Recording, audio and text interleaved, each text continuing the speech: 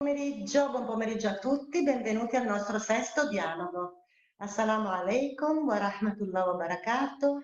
مرحبا بكم في حواراتنا حول الابتكار. هذا لقاؤنا السادس المخصص لعالم الكتاب والمكتبة. Good afternoon to you all, guest speakers, audience, and welcome back to this series organized with the Embassy of Italy to the UAE and in cooperation with the other Italian missions in the GCC region. These are dialogues on innovation because we want to highlight the continuous changes in our life, on the pandemic, which forces us to change faster, and on the other hand, helps us to distinguish the real priorities. On human civilization, a word whose etymology refers to the city, therefore to physical social life, and finally on the limits of technology, however important it may be. And it's a great opportunity to discuss this right here in the Emirates, a very advanced country when it comes to new technologies. Today's topic is the culture of books, an expression that might sound redundant, pleonastic, given that books and culture seem to directly refer to one another, as well as culture and reading or culture and library. On the contrary, culture could also be an entirely personal and inner experience, or simply environmental influence. In other words, you may also learn without books. I am thinking, for example, of visual cultures or of the anthropological research and the studies on the so-called primitive populations. Ethological research has taken it up, and nowadays we talk of animal cultures because other animal species are also capable of learning and can in their turn produce and transmit culture. I am also thinking of the expression libresque culture or bookish culture, which has a derogatory meaning, being culture disconnected from real experience and therefore insufficient. To sum up, culture is a plural concept and doesn't entirely correspond to books. Nevertheless, the culture of books is the most typical form of culture in the history of our civilizations. In Italy, print publishing is the leading cultural industry. After all, publishing was born in Italy, because it is true that the first one to print a book, the Bible, was Johannes Gutenberg, a German, but it is also true that the first publisher in the modern sense, as someone who uses printing to express a precise and coherent cultural program, was the Venetian Aldo Manuzio. I would like to open this meeting with Ernesto Franco, novelist and poet, but also general manager of the Giulio Einaudi Publishing House in Turin, one of the oldest, most important and dynamic in our country. Ernesto Franco, what is the impact of the pandemic on the publishing world? Another question for you, have people read more or less lately? And finally, how do you see the future of the physical book once the pandemic is over? Please, Ernesto Franco. Thank you, Lucia. Nice to meet you and to meet all of you, and look forward to see you directly and shake your hands, of course. Well, actually, speaking of technology, the struggle between the ebooks, say, and the traditional book has been won by the paper-based book. In Italy is around the 8%, and abroad it's not so different, the percentage. Of course, during this month of the pandemic, the percentage grew a little bit, but things are more or less like that. The paper-based book won because, why? Because it is just a wonderful device, always charged, always downloaded, always different as an object, of course, book and book notes in the same time. The perfume of the paper is very sexy. For all these things, the device book paper-based is the technologically most advanced device. People in the period read more, but the pandemic left in great difficulty the word of bookseller, which is a different thing. Especially the great bookseller who are based downtown into the great cities. In the same time, pandemic made grow more and more e-commerce, and especially Amazon in e-commerce. This is dangerous. It's dangerous. Is a paradox, but this is dangerous for the bio-difference of the market, but paradoxically helps little publishing houses that are not even able, that were not even able to reach all the selling points. No, and this is a paradox, but this is what happened, what is happening. Technology. Technology is a power, a growing and always new power, day by day growing. It's a wonderful process through which we can see and speak, like now, for example. For which a student alone and far from big cities can surf on the web and enter the National Library of Florence, for example. Technology is a superpower given, if not to all the people, to many people. If under control and dueled, technology can be a democracy multiplier, of course. But a true conversation, it's impossible. It's impossible through technology. A true conversation is possible only in the concrete. Can we use concrete for meeting?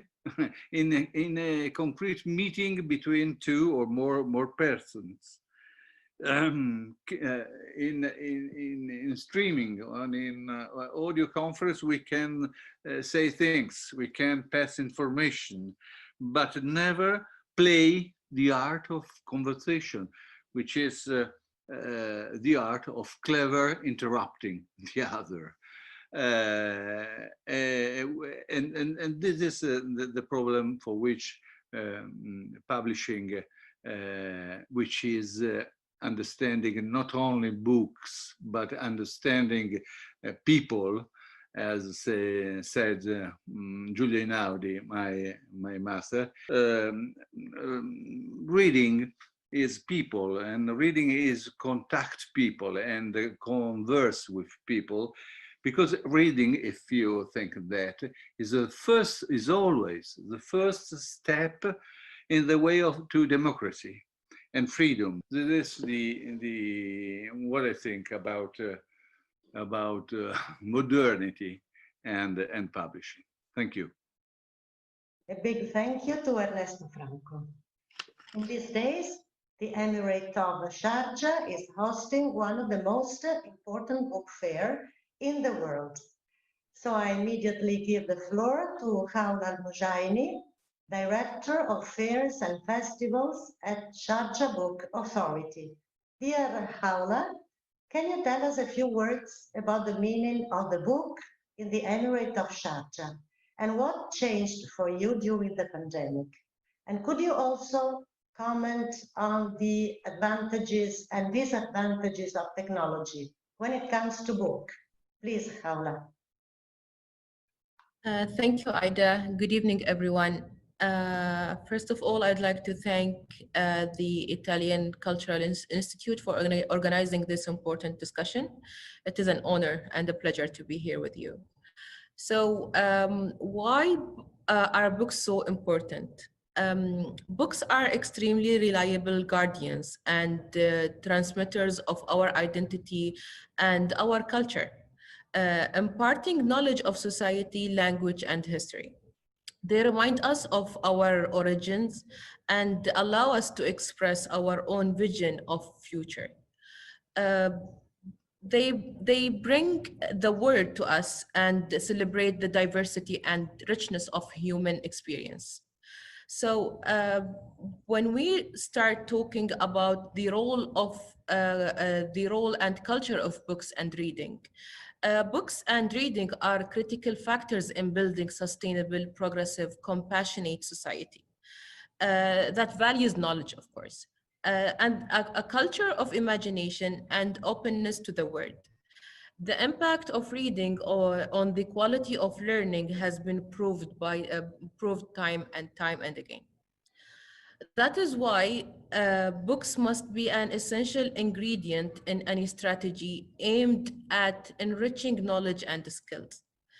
The history of the book and learning in Sharjah involves more than mere literary trends. It embodies the history of the culture and of our emirate. Sharjah's effort and continuously grid towards creating a vibrant environment for reading in the emirate. In Sharjah, we fully recognize the book potential to unlock imagination and creativity. The book sector is one of the cultural industries that is important in our community. So during the pandemic, everyone realized, I think, that the pandemic has resulted in a sudden change of all aspects in our everyday life. So we decided to enable the access of books for the community by an initiative from the Sharjah Public Libraries, where we give the access for more than 6 million titles for the public, so they can start read and enjoy their time while reading these titles. If we started to talk or the question, the technology, what is the importance of the technology, what are the advantages and the limitation? It is interesting to see how people read and relate to literature in a time of a crisis. Literary reading has for many years been used as a tool to support mental health. Readers can use literary narrative to express and mirror their own feelings. Also, literature can provide the readers with a sense of community with the other readers and the character in the book as well. The effect of the global pandemic can also be seen in educational institution too. However, online learning has turned out to be the solution for the crisis. The pandemic has shown us that reading and learning will go on with help of the help of the ebook and online models. Hybrid learning is emerging as the future model of education. Therefore, the quality enhancement of online teaching and learning is crucial in this page. To conclude, technology has proven to be an enabler for the ongoing 39th Sharjah International Book Fair too.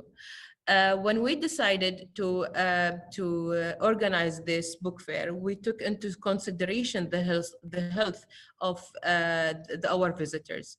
So we decided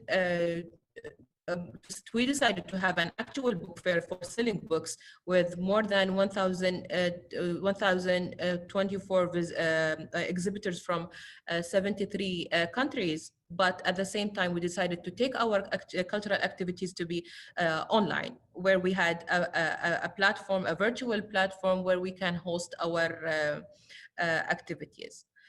So Sharjah is committed to increase access to books and reading and promoting the development of literature to the population. Through exposure to books, we become not only better readers and writers, but also develop into better and more evolved human beings. Thank you.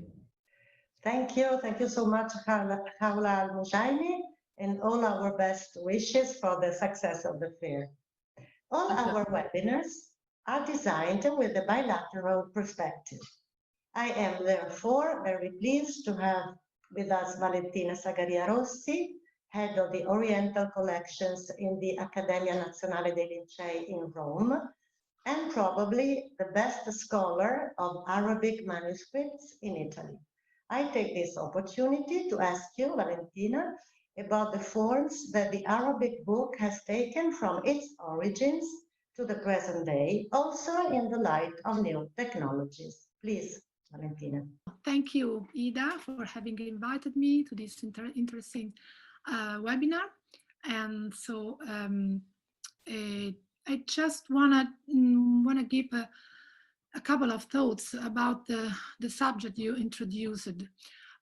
Well, in my experience of keeper of Oriental manuscripts in the Accademia Nazionale dei Lincei in Rome, as you said, and as coordinator of several projects involving digital access to collections of Arabic manuscripts, I just want to mention the Zaidi manuscript tradition, an important project that has digitized many thousands of Arabic manuscripts of Yemeni origins, coordinated by, launched by Professor Sabine Schmidtke for the Institute of Advanced Study in Princeton, and the Ambulo project, coordinated by the Chair of Islamic Studies in Bologna, which has digitized the Arabic manuscripts of the Bologna University Library and put them online. I just wish to share with you a couple of comments related to the Arabic book culture and particularly to its manuscript tradition and production, which is my own field of research and work. In the light of digital technology, which I tell you ahead, I consider a fundamental mean of dissemination and knowledge, first of all, as regards the manuscript culture. I may be guided and inspired by two tracks.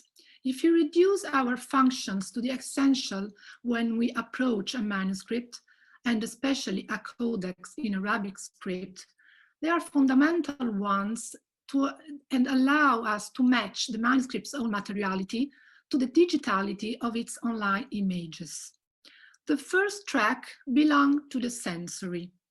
They actually recall the materiality and the need to be in presence of a book. They are specifically the sense of touch and the sense of sight. The third one has an assimilation function and falls within a more conceptual context, where the dimension of textuality is primarily involved. However, it is connected to the others, although because on its practice, and I'm speaking of the practice of memory and oral knowledge, was largely based the system of transmission of classical Arabic texts and works. For those who are not specialists in the field, I just remind that the shape of the book, of the Arabic book par excellence, is the manuscript. Al-Kitab al-Makhtut, which is no doubt the foremost expression and the most widespread production of the Arabic culture since its foundation to the 20th century. As far as printed books is concerned, without going into this issue in particular, printing in Arabic characters was introduced in the Arabic-speaking Muslim world in Istanbul by the Hungarian Ibrahim Mutaferrika in the first decades of the 18th century. The first Arabic book to be printed in this press was a translation into Ottoman Turkish of the Arabic lexicon of As-Sihah of Al-Jawahiri in the year 1729. And I remind that printing religious books was prohibited and remained prohibited until 1803. This happened with nearly 3 centuries of delay compared to the Western world. In the Arab Islamic culture, print never achieved that extensive and revolutionary diffusion which distinguished the phenomenon in the Western countries from the second half of the 15th century. One might say that in the last years, the shape of the book in the Arab culture was mainly transitioned from the manuscript to the condition of digital object, substantially skipping the passage through its printed form. If we consider the impact of the printed book in the research and consultation, both live and online, with its over 3 million manuscripts scattered in thousands of public and private libraries within and outside the Arab world, the Arabic manuscript tradition is most extensive and abundant ever produced. Is the most extensive and abundant ever produced, requiring much research and study. Thanks to digital repositories, these can continue and are continuing to advance, allowing the general public and researchers to have access to them. Especially studying manuscripts benefit from this digitization, as each is unique and can therefore only be accessed in one place, usually with strict rules regarding their handling. Many, the majority of these manuscripts, are hard to approach, and this will happen more and more as the pandemic has amply demonstrated.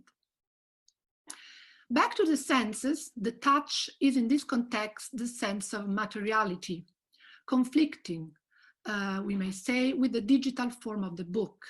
It needs presence, to be in touch with manufactured artifacts, very conservative in their manufacture techniques like the Arabic manuscripts are.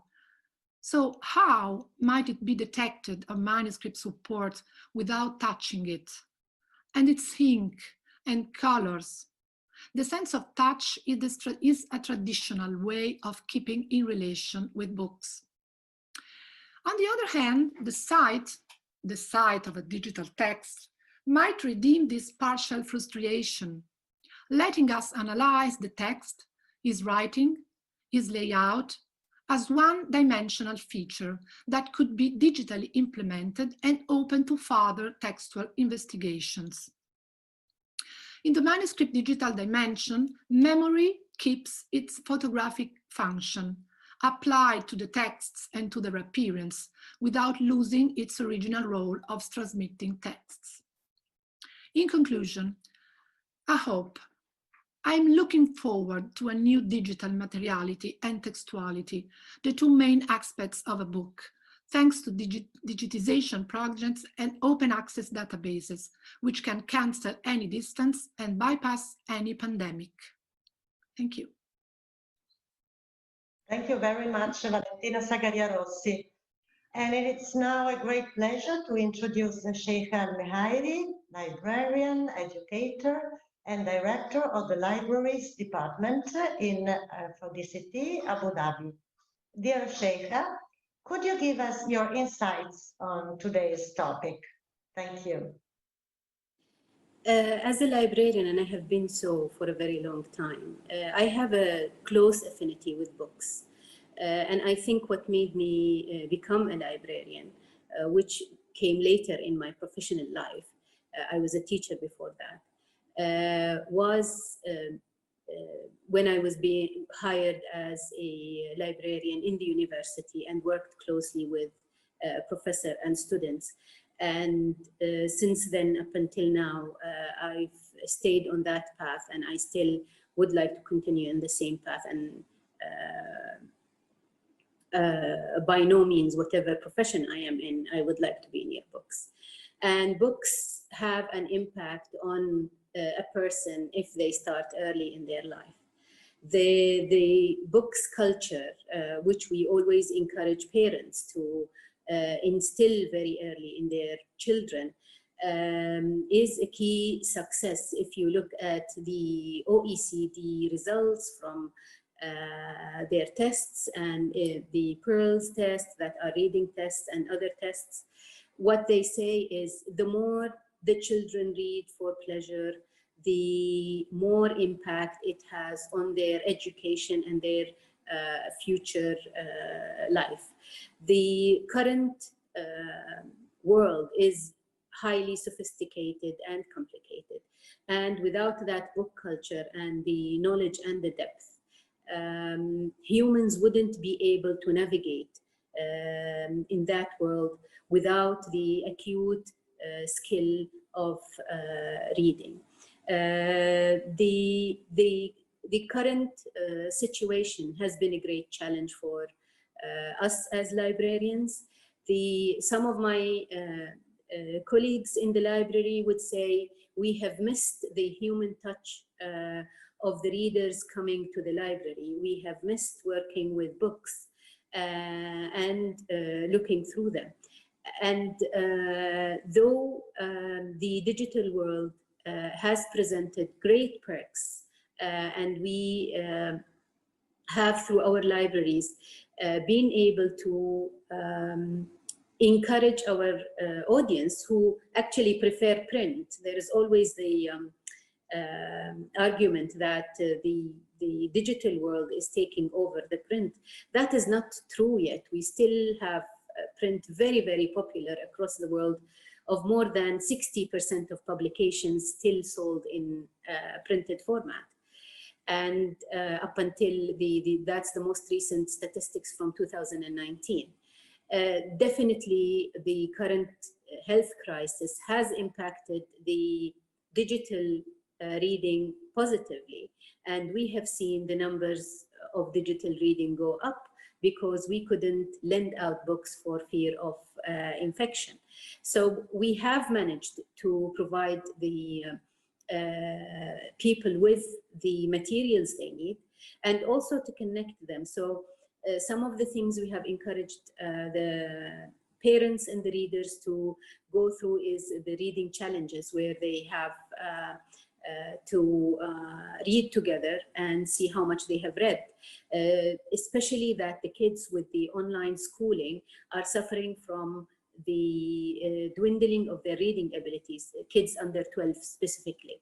So that was a good opportunity for us to use the digital reading to provide for the community when they did not have access to proper traditional reading like they are used to. For librarians, there isn't that separation between the digital and the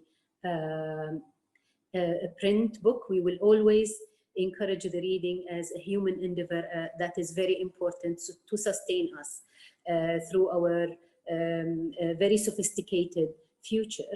And we see now that even with the crisis, we are still seeing people reading and encouraging them to read. That will not diminish, though, our want as librarians to still see people face-to-face and work with them face-to-face. Thank you very much, Sheikha Mehairi. Now let me introduce our last guest, Giacomo Nerozzi. He is manager of the University Library of Bologna.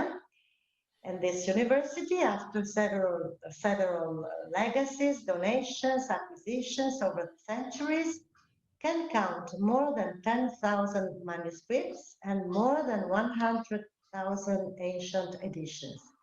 So I would ask you, Giacomo Nerozzi, a final comment to conclude our meeting.